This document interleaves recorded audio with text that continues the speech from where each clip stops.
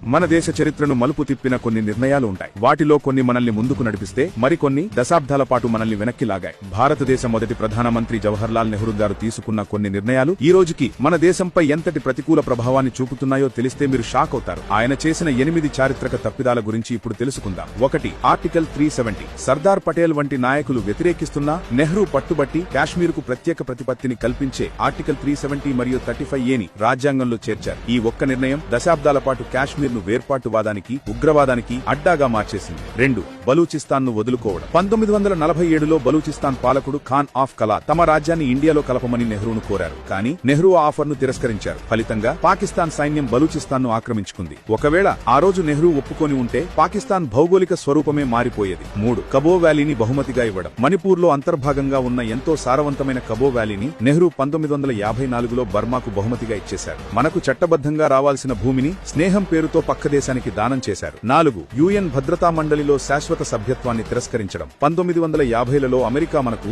UN భద్రతా మండలిలో శాశ్వత సభ్యత్వాన్ని ఆఫర్ చేసింది. కానీ నెహ్రూ ఆ ఆఫర్ను తిరస్కరించారు. కథ ఇక్కడితో అయిపోలేదు. 1955లో ఈసారి సోవియట్ యూనియన్ నుండి అదే ఆఫర్ మళ్లీ వచ్చింది. అప్పుడు కూడా నెహ్రూ తన పాత మాటకు కట్టుబడి ఆ సీటు చైనాకు ఇవ్వాలని పట్టుబడ్డారు. హిందీ చీనీ భాయ్ భాయ్ అంటూ మనం చేస్తే చైనా మనకు వెన్నుపూటు పొడిచింది. ఆ ఒక్క తప్పు వల్లే ఈ రోజుకి మనం చైనా దయాదాక్షిణ్యాలపై ఆధారపడాల్సి వస్తుంది. 5. కోకో దీవులను దానం చేయడం. అండమాన్ కు ఉత్తరాన ఉన్న కోకో దీవులను నెహ్రూ బర్మాకు బహుమతిగా ఇచ్చారు. ఆ తర్వాత బర్మా ఆ దీవులను చైనాకు లీజుకు ఇచ్చారు. ఇప్పుడు చైనా అక్కడి నుండి మన నావికాదళ కార్యకలాపాలను క్షిపణి పరీక్షలను నిరంతరం గమనిస్తుంది. 6. గ్వాదర్ పోర్టును వద్దనుకోవడం. 1958లో ఒమన్ సుల్తాన్ గ్వాదర్ పోర్టును మొదట ఇండియాకి అమ్మజూపారు. కానీ నెహ్రూ దాన్ని తిరస్కరించారు. ఆ తర్వాత పాకిస్తాన్ దాన్ని కొనుగోలు చేసింది. ఇప్పుడు అదే Gwadar port China Pakistan economic corridor లో అత్యంత కీలకమైనదిగా మారింది. 7. అణుశక్తి ఆఫర్ను తిరస్కరించడం. అమెరికా అధ్యక్షుడు కెన్నడీ ఆసియాలో మొదటి అణుశక్తిగా మారడానికి భారతదేశానికి సహాయం చేస్తానని ఆఫర్ చేశారు. కానీ నెహ్రూ దాన్ని తిరస్కరించారు. ఒకవేళ ఆ రోజు ఒప్పుకొని ఉంటే మన దేశ రక్షణ స్వరూపమే వేరేలా ఉండేది. 8. సింధు నదీ జలాల ఒప్పందం. 1960లో నెహ్రూ పాకిస్తాన్ తో సింధు నదీ జలాల ఒప్పందంపై సంతకం చేశారు. ఈ ఒప్పందం ప్రకారం సింధు నదీ వ్యవస్థలోని 80% నీటిపై హక్కును పాకిస్తాన్ కి ఇచ్చేశారు.